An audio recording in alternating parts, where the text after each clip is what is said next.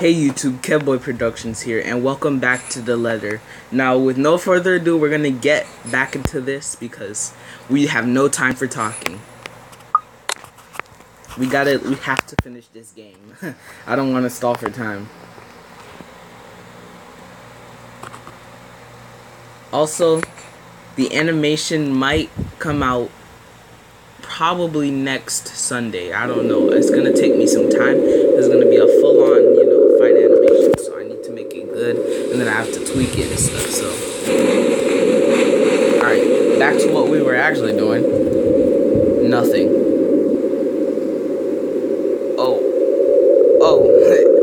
Oh man! Of all times to forget. Is something the matter? No, I'm sorry, Father. I think I left the key. Yes, let's end this twisted game. No use coming up with excuses, and right after they've both taken the time to go this far away from the city. Wow. This city? With a heavy sigh, I grabbed the door handle to pull myself up. A string of apologies ready at the tip of my tongue. Careful, Bella! We've spoken with the current owners. Well, technically, you're not yet the owners, but... There's a brief moment of confusion, and then I'm falling. The momentum of the door swinging open pulls me back first into the mansion's foyer before I can make sense of what's happening. Ow, ow, ow, my back. You're not the only one, Isabella. My back hurt too. What the? Isabella? Are we actually near the end of the... I really don't know. I think we are. Because since we're meeting with the priest, I think we're going to, finish the game. If not, I think we're going to at least get to, a part 13 or something. That's what I feel like is going to happen. No time to nurse my bruised back or make up excuses. Because the next thing I know, Zach's gently pulling me upright by my arm.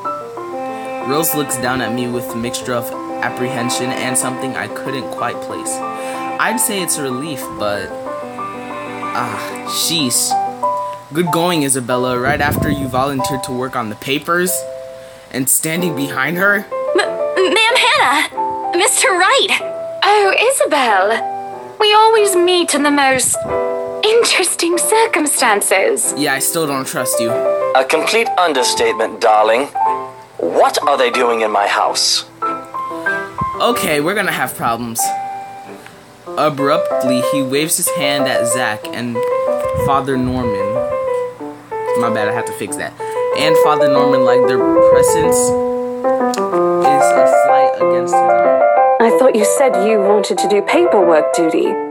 What are you doing here? Like a deer caught in the headlights. Unfair, Rose. That's putting me on the spot. And it leaves me no other choice but to answer. The reason why I'm here? Well, spit it out, Lily. We don't have all day. I'm just here to make sure everything is fine before you move in. I'm so sorry, Mama.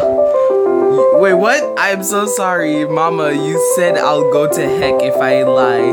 I likely will after this, but there's no other way. Well, it isn't entirely a lie. I'm here to make sure no one disturbs them after they move in. That is a true thing, and also to save your life. It just so happens that what I'm checking for and trying to drive away is of the paranormal variety. Oh? The house appears impeccably fine to me. Because you didn't see the ghost. Mr. Wright shifts his eye around in a careful manner as if he's looking for faults in every crevice of the house. The grin on his face, though, when he returns his attention to me is similar to what my kuya Jordan had often given me when he was up to something. Usually a scare prank that inevitably ended in me crying. Ouch. I never did forget the way my brother sneered at me then. A part of me thinks perhaps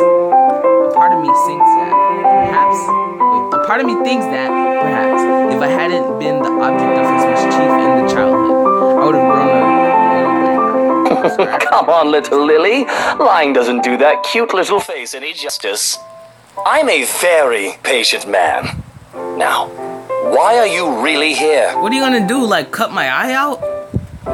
Right now, in the face of an almost identical expression, perhaps even crueler than what I'm used to, the lie I told falls apart. The truth is, I was just thinking we could have the house blessed before move-in day. And why would we ever need to have this house blessed? I'm not even gonna say anything. For luck and protection. I shrink under his scrutinizing gaze for a second. For a second, I think that he'll start shouting at me. Instead, he laughs. Not the mocking, jeering kind, but one wondering if he's hearing things right. I'd say he wasn't, but I honestly couldn't understand what was so funny with what I just said. Was it really weird? Wasn't it a custom here? I wish Becca was here to explain stuff like this. That's rich coming from you. When we saw Devil in court, you didn't. It's a small custom back home. I thought it would be nice to do something that would bring positive energy to the mansion, since this place has been empty for years. And the papers, Isabella? I hope you did those first before this. Of course I did. It's almost done, in fact. But there are some items I still have to double check before finalizing everything. You know, I don't sign without a thorough inspection. Well, this is what this is for, too. I just thought it would be more efficient to do both at the same time. Here, I thought you didn't want to go back. A job is a job, Rose. Gotta do what you gotta do to make a living. Oh, well, if that's the case, then go ahead. No need to be so hard on her, Rosie. I personally think it's a nice touch. I was actually thinking of the same thing, but you beat me to— Darling, My bad, I had to cut you off. Buttercup, please. You know these things don't work. No offense meant to the holy man, of course. That does not explain the nigger, though. Whoa! Whoa, hold up, I'm changing the title. What did he just say? Are you kidding me? Wait, oh, he was talking about Zach! Zach, you better square up. You better square up. All of a sudden, there's an awkward silence that even Rose of people seems reluctant to break. Zach needs up. Although a desire to do so is evident in the way her eyes nervously shifts to Mr. Right.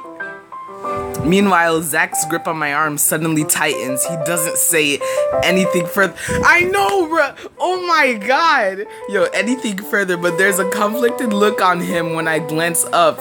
Hold up. If I was Zach, I would have been like, who are you calling the N-word, bro? You could have said something else. You could have said something else. I don't even care, man. That's the face he makes only when he desperately wants to give someone a piece of his mind, but I am so dead. I am so dead right now, but chooses not to do so, mostly to avoid confrontation or fanning the flames to an argument. He has always been always about this. If I was Zach, I would have probably squared up and been like, okay, who are you talking to? And like this way. Even among his own friends, he chooses to take a placating stance despite holding opinions of his own. What time is this? Not that I won't say anything. I know Mr. Wright's a client, but you can't just say that in front of other people. In front of Zach, no less. If Ashton were here, I know he wouldn't stand for it. Ash, he probably kicked somebody's butt. And neither do I. There was reasons why bullies back home never touched my younger brother again after I gave them a taste of their own medicine. Oh, you about to beat him up? He might be inches taller than me, but I'm pretty sure I can still land a hit or two. Maybe if I'm only not going to get in trouble with BRC for it. But before any punch could be thrown, Ma'am Hannah cuts in. Lucille Mitchell Wright. Yeah, you better call him his middle name. In a voice too firm, demanding his complete silence. What? Instead of answering, she merely crosses her arms and shoots her husband a sharp, disproving glare. That seems to have done the trick. He immediately shuts his mouth, but not before muttering a few inaudible words under his breath. Okay, We'll let it slide. We'll let it slide. At this, Ma'am Hannah could only sigh and shake her head. Oh, give it a rest, love. Do you have a better idea? Oh, I'm kicking you guys straight out the house. Who knows? Positive energy might even give us what we've been waiting for. Or some peace. You're trying to make a kid?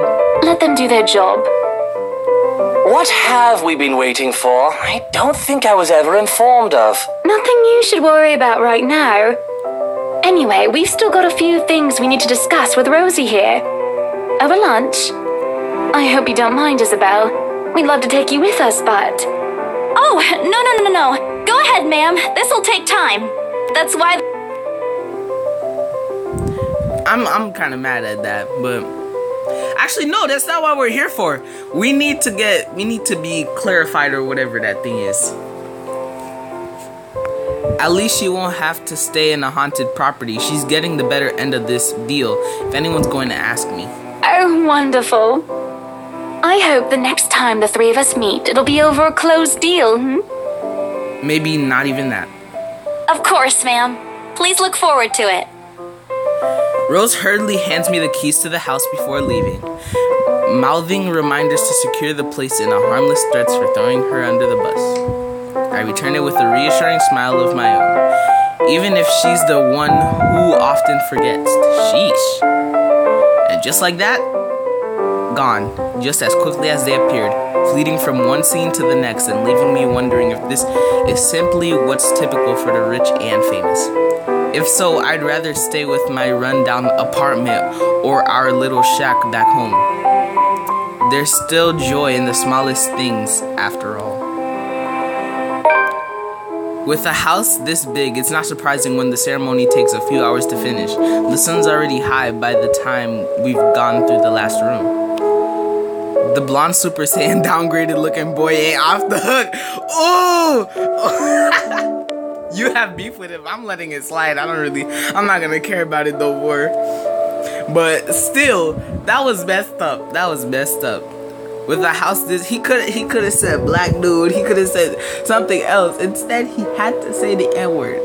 With a house this big, it's not surprising when the ceremony takes few hours to finish. The sun's already high by the time we've gone through the last room. I can never say I'm a devout, I don't even know, follower of my own faith, even with Mama and Papa's teachings. But hearing every word Father Norman uttered as we went around the house has put me at ease. All of a sudden, the mansion doesn't seem scary anymore. Maybe there is an end to this. Maybe because the monster probably left the mansion and went somewhere else to haunt you. Or perhaps this is the end. Is it the end?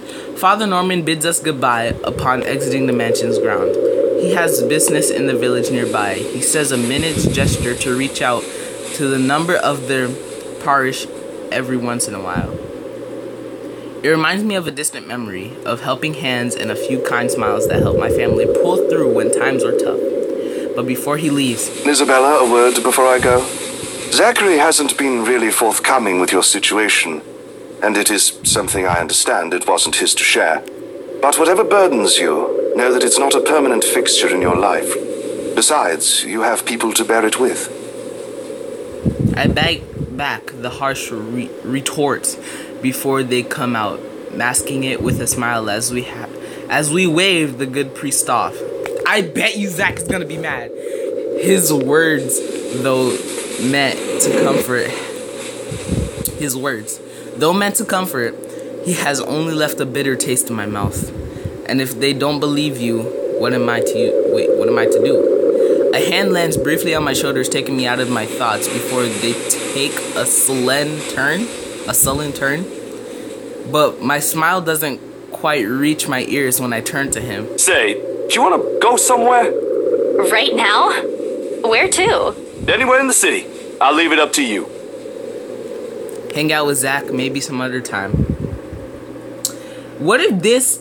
Okay, do you think we should hang out with Zach? Reason why is because I think it might boost our relationship with Zach, but it might decrease our relationship with other people, which is what, like, I'm kind of paranoid, but I'm hanging out with Zach. It wouldn't hurt. I've got some stuff I need to buy. groceries. Let's see. Oh, dude, we are almost Zachary. Zachary has almost full potential. Cause Zachary is that man. You know what I'm saying? Like, he's the cool dude. What's his name? Luke. The blonde hair dude is Luke. All right, Ashton. Okay, so people that I really care about: Rebecca, Ashton, and Zachary. Okay, so we need Rebecca's, meter to go up. Yeah, I'm hanging out with Zach. Rebecca's meter needs to go up. Marianne, I don't really care about her, but I think she'll be important to the story. So I'm just trying to not let anybody die. You know what I'm saying? Journal. Before going to the Ermengarde mansion, Isabella sent a job by St. Goretti High School. Oh, this was like. Alright, don't worry about this. We got it. Why does it keep doing that? It wouldn't hurt. Okay. And there's a shop I want to check. Is it real food this time? Yeah, not ramen. Let me guess. Rebecca? She's just worried about you. Even I can't eat that much instant noodles. Think of it as a talent. Let's just go, Zach. I smile, a real one this time, devoid of unpleasant thoughts. Regardless of what happened between us these few days, I don't want to think harshly of them. Ooh, okay, Zach had me wait on a nearby bench upon arriving prior to going off somewhere. He hasn't returned since, and it's been a good 20 minutes of being left alone entirely to my thoughts. In this weather, the city parks give off a lazier and more languid vibe than usual. Children are usually seen running around and playing. There are now people lying, leaning back on their picnic blankets, simply enjoying the afternoon sun.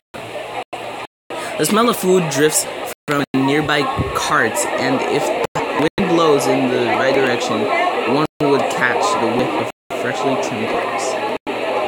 I'd gladly sleep on this bench if I wasn't waiting for anyone. Soon enough, I see his hulking figure running towards me, carrying a medium-sized box on one hand and casually waving the other at me. He's passing when he reaches my bench. Hold up. Phone is ringing. Hold on, I gotta pause this.